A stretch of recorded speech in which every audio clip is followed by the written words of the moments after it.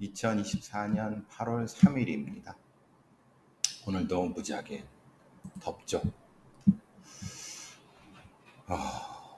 여기 지금 향동 사무실에 원래 토요일, 일요일은 냉방을 안 해준다고 하다가 이렇게 더운데 그래서 토요일은 해주기로 했어요.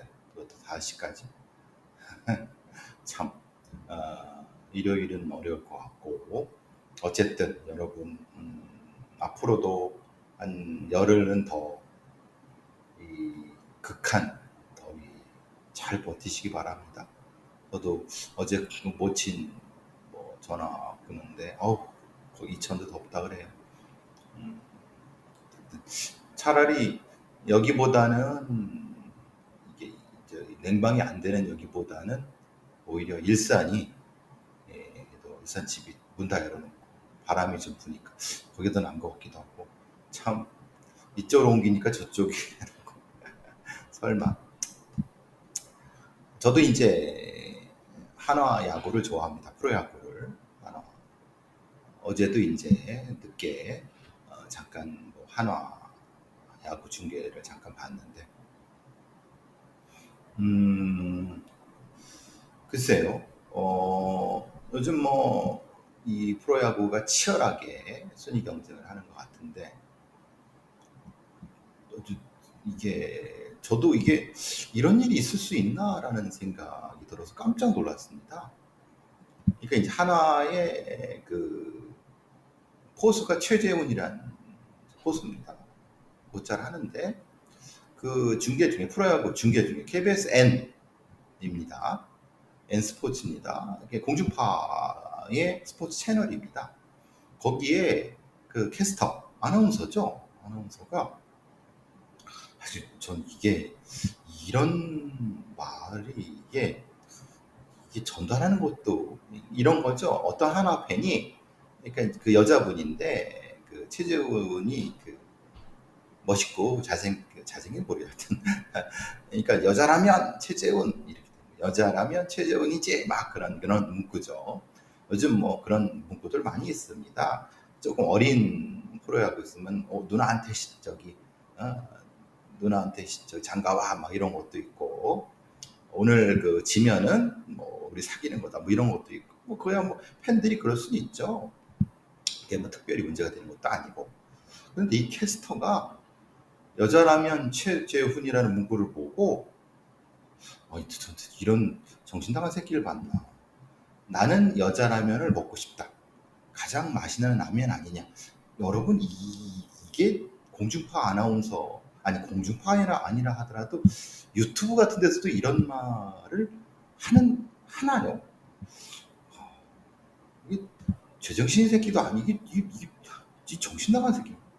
그러니까 결국은 이제 자기도 좀 뭔가 이상했던지 부적절한 언어를 사용했던 것도 수습을 했지만 원래 이제 이 인간은 이기호라고 하는 캐스터인데 2001년에 SBS 스포츠에 입사해서 2003년에 KBS N스포츠로 이적했다가 2021년 세계 양궁 선수권 여자 개인 중계를 하면서 뭔가 좀 부적절한 얘기도 하고 그랬나 봐요. 아니 그거는 말하자면 섬수를 약간 비난이나 그럴 수는 있죠. 그걸 잘못했지만 근데 이거는 기본적으로 이 성인지 감수성 문제가 아니라 공인으로서 공적인 채널의 캐스터로서 아나운서로서 이게 말입니까? 요즘 이제 이 정신 나가는 인간들 특히 방송 관련돼서 이진숙이도 그렇고 요즘 저기 박문진 KBS 아니 MBC의 방송문화진흥회에 이사로 들어간 놈들도 이상한 애들도 많고 도대체 이 인간들이 도대체 하여튼 저도 깜짝 놀랐어요. 이게 공중파 아나운서가 이런 얘기를 할 수 있나? 그래서 이제 인사위원회에 회부됐다고 하는데 대기 발령하고 이 정도로 끝날 일이 아니죠. 이게 기본적으로 생각이 없는 놈 아닙니까? 생각이 이런 게 가능한가요? 여러분 이제 이제 피서 백사장이나 아니면 이런 해운대라든가 아니면 양양 이런 동해 이런데 백사장에 누워갖고 몰래 카메라를 찍는, 그걸 이제 동남아나 아니면 외국에서도 원정에서 오는 놈들이 있나 봐요. 또 우리나라 같은 경우는 70대 이놈인데, 이놈은 이제 그 불법 촬영을 백사장에 누워갖고, 아시죠? 백사장에 누워서 뭔가 이렇게 감춘 상태에서 밑으로 쭉 찍고, 저기 그 안경형 화면으로 보면서 찍고, 별 희한한 새끼들이 많습니다. 그래서 이 여름 경찰서에는 이걸 전문으로 저기 추적하는 애들, 탐지하는 애들이 있습니다. 이 적발이 했는데, 그러니까 이런 거는 나이하고 국적이나 이런 전혀 관계는 없습니다. 이런 걸 가지고 팔아먹기도 하고, 그 자신의 성적인 어떤 그런 범죄적 욕망을 채우기 위해서도 하는. 여러분, 혹시 해수욕장 지금 놀러 가셨거나 놀러 가시게 되면 조금 찜찜하면 바로바로 여름 경찰서나 아니면 관리하는 사람들한테 바로바로 신고하세요. 저는 이제 예전에 몇 달 전에 이 몰카범에 대해서 제가 한번 알려드린 적이 있습니다. 근데 이놈이 항소심 감형을 받았는데, 감형을 받은 이유가 해교에서 뉴스원에 난 기사인데, 경찰 조사 앞두고도 치마 속 촬영한 50대 상습범입니다. 이놈은 그냥 경찰에 구속이 안 되니까 불구속 상태에서 계속 찌그러 돌아다닌 거예요.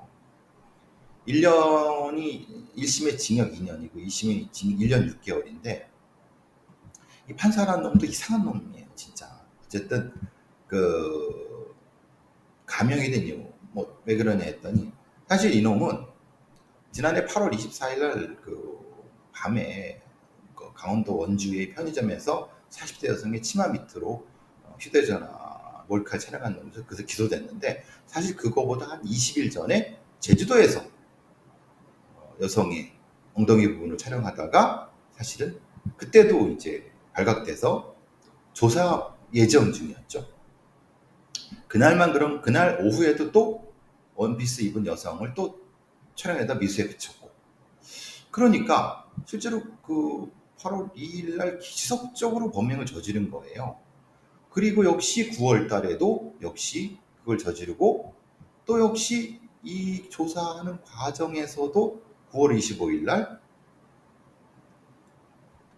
이건 또 다른 비슷한 형태인데 음주운전. 그러니까 이 새끼는 몰카 음주운전 그냥 지 세상처럼 막 돌아다니는 거예요.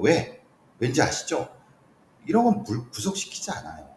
불구 상태에서. 그러니까 몰카 찍고, 발각되면은 조사받는 과정에서 또 몰카 찍고, 음주운전 술 처먹고 하고, 음주운전 했다고 해도 이게 형량이 센 것도 아니고 그냥 개판이죠.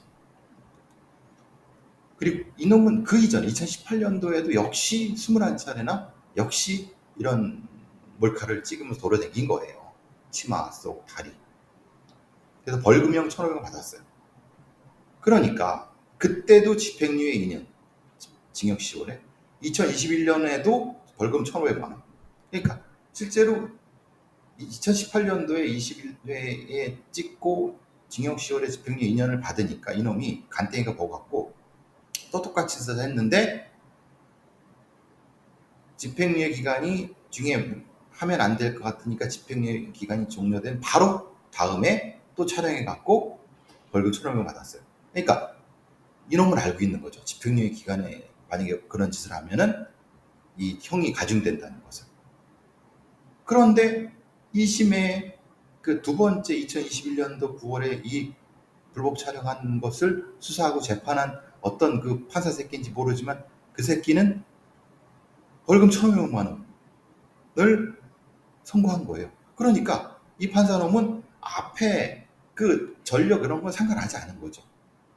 이게 상습범이라는 걸. 그러니까 이때부터 이 새끼는 이래도 된다고 생각을 한 거겠죠. 그리고 나서 이번에 이제 1심에서 했는데, 판사라는 것들이 항상 그런 소리 하죠. 동일한 수법을 저질렀고 자숙하지 않고 막 그런 등등 했는데, 징역 2년밖에 선고하지 않았어요. 굉장히 그냥 탈락. 근데 항소심에서 뭐가 됐냐면 이제 합의한 거죠. 그렇죠? 유포를 하지 않았다는 거. 유포를 하지 않았을까요? 저는 사실 이것은 믿지 않습니다. 이거 수사한 경찰놈들이 수사를 제대로 했을까요? 수사 안 했을 겁니다. 그러니까 유포가 됐는지 안 했는지 모르는 거죠. 그 다음에 이놈들이 항상 하는 짓거리가 수사 단계에서 일부 피해자, 그러니까 전체가 한 20 몇 명쯤 되면은 한두 명 정도 합의를 해요. 그리고 합의서를 대밀어요. 합의했다, 일부랑.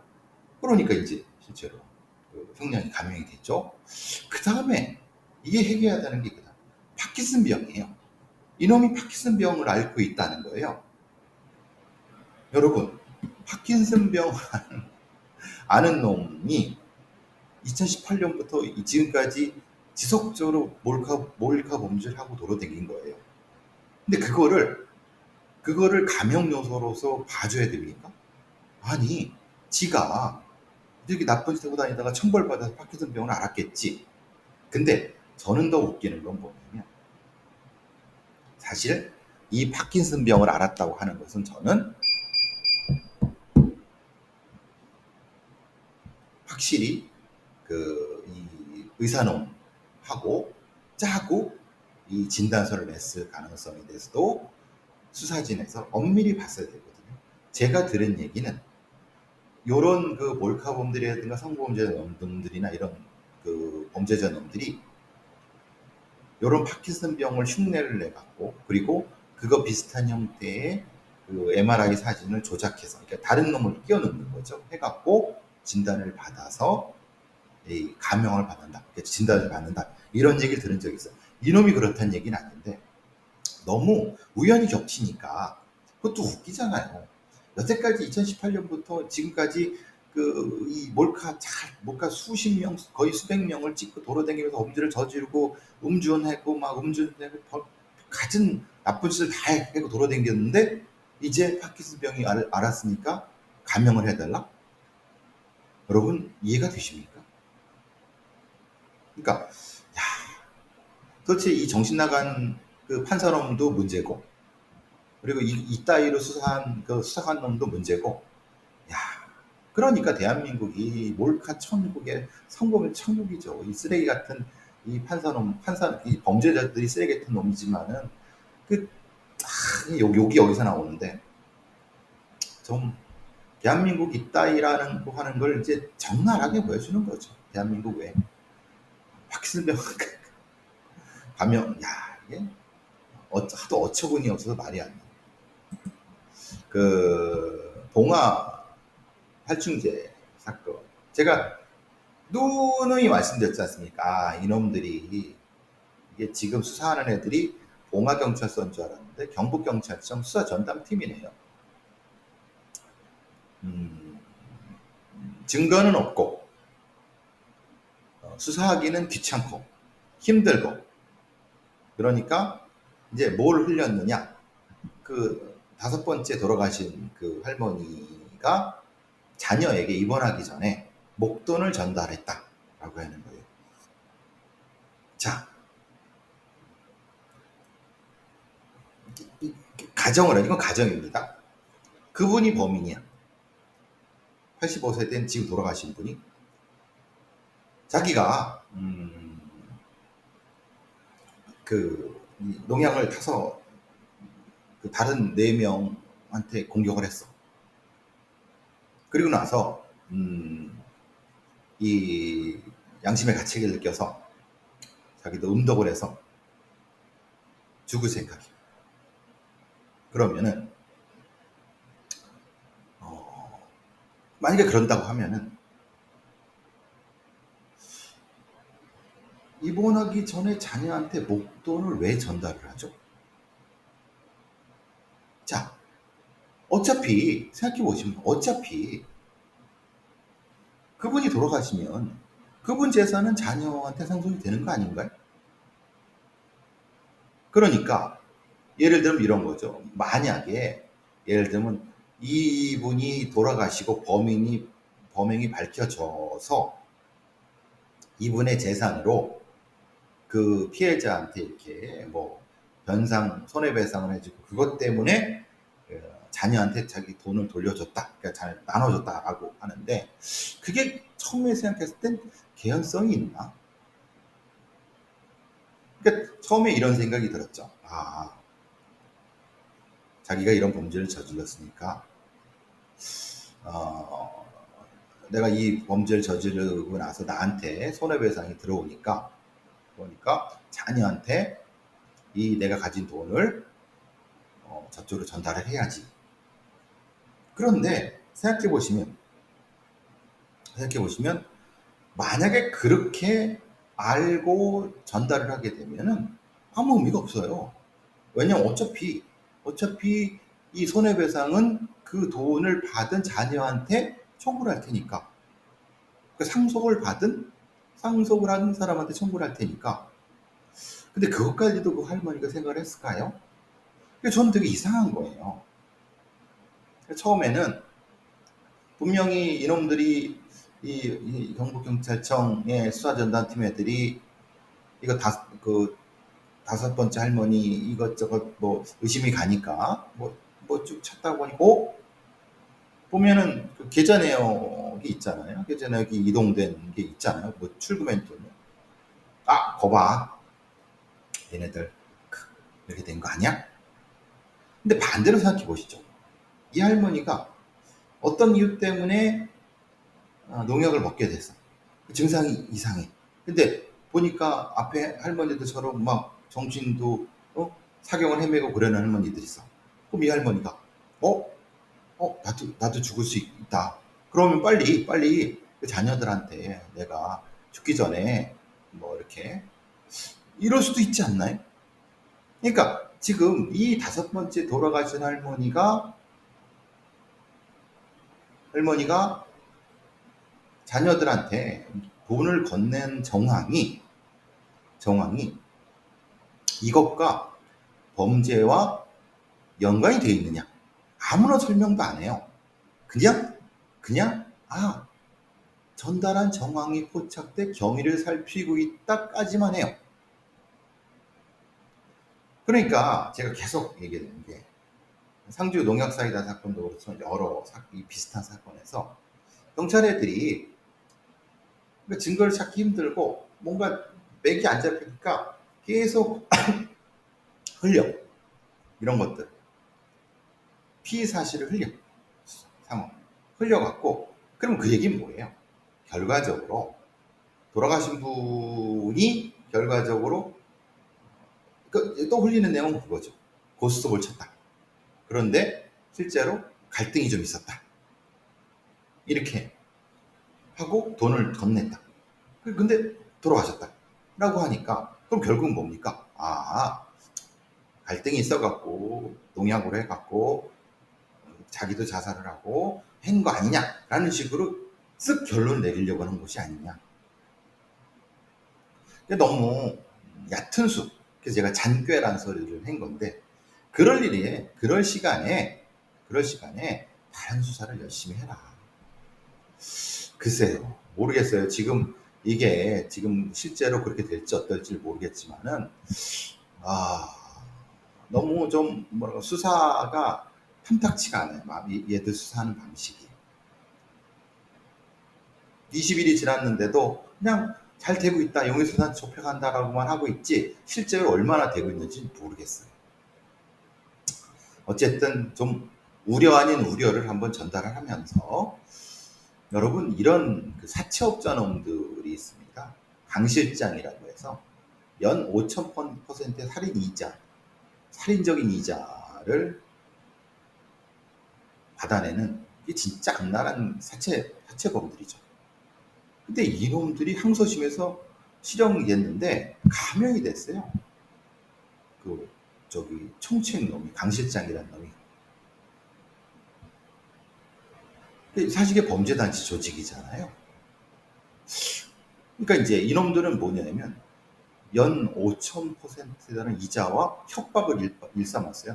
악질적인 사채업자 놈이죠. 그래서 범죄단체 조직하고 대법 등록에 대한 법률로 해서 사실 이런 놈들한테 수개놈한테 징역 8년이 뭡니까 사실. 수개놈을 최소한 15년은 때려야죠. 그리고 6억 6천만 원의 추징, 5천만 원 벌금.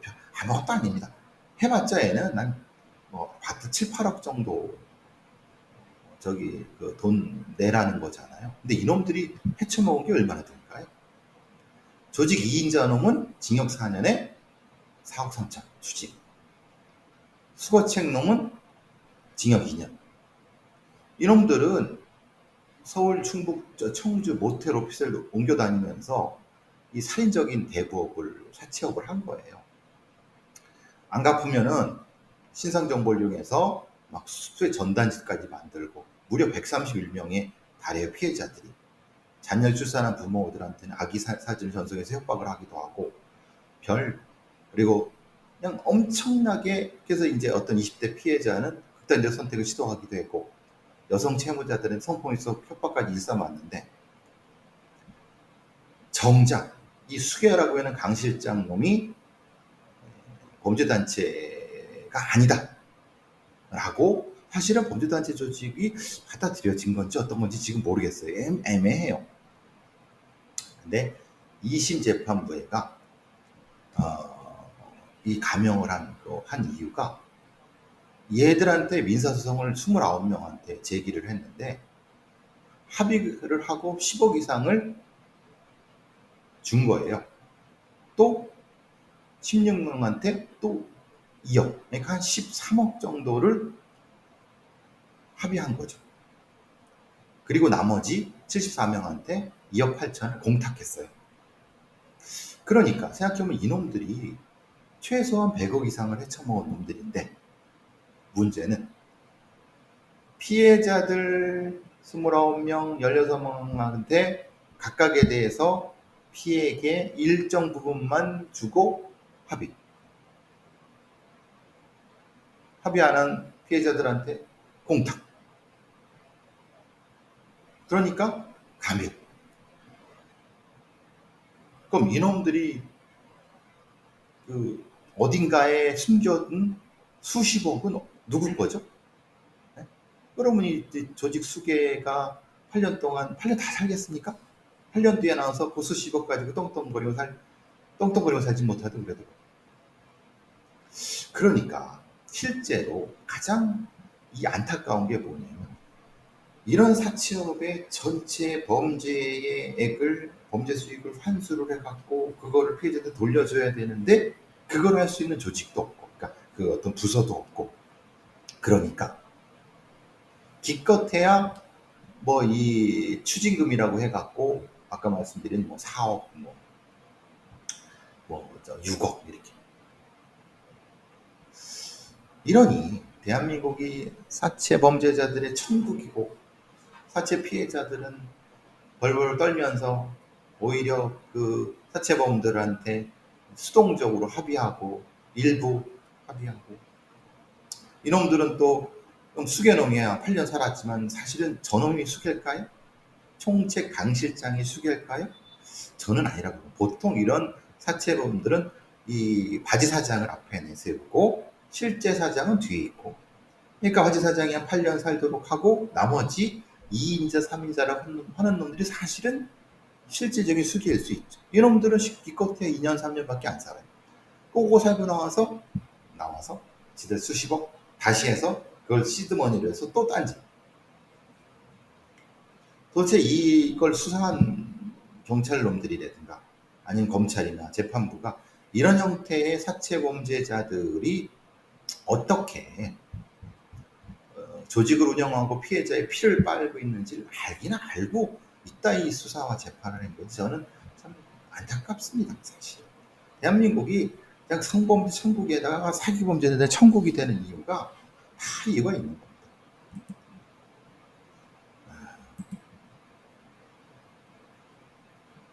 자, 다른 기사도 났는데 제가 눈에 확 띄는 게 아시아투데이에서 18개 시도 경찰 소방 상황실에 상호 파견관 144명 배치라. 제가 계속 말씀드렸지 않습니까? 재난안전통신망을 그러니까 소방이나 경찰은 따로 무전을 써요. 그래서 이태원 참사 때, 세월호 참사 때도 지들끼리만 하지 서로 소통이 안 됐어요. 그리고 이태원 참사 때 보세요. 소방관들은 따로, 경찰은 따로. 그래서 그럼 재난안전통신망이 뭐냐? 있잖아. 아니 그거로 하면 되잖아.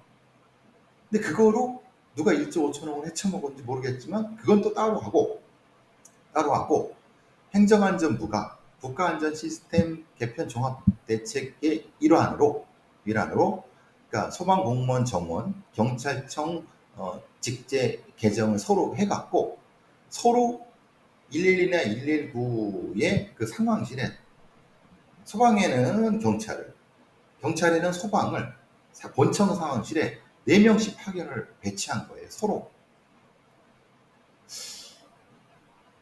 그러니까 전국 18개 시도 상황실에 상호 파견관을 몇 명씩 두는 거예요.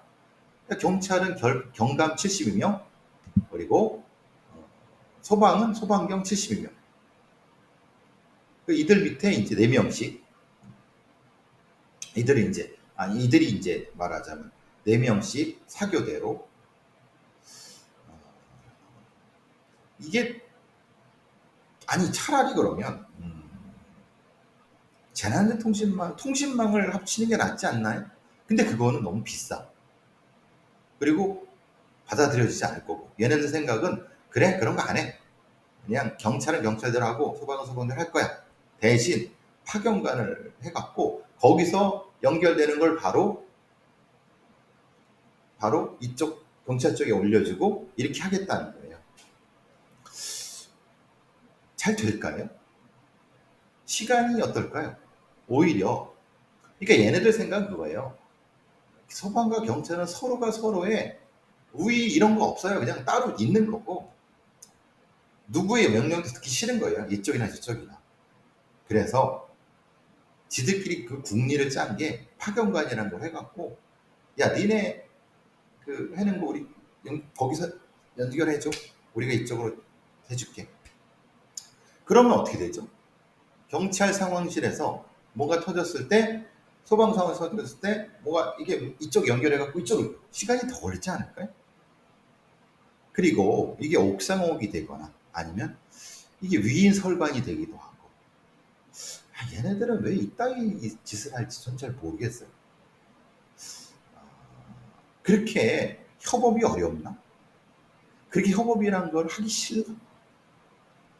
누가 보면 되게 그래서 상호 파견관이라고 해갖고 야 서로 일이 되게 잘 된다. 아니 소통이 잘 안 되니까 사람을 파견해서 하는 거예요.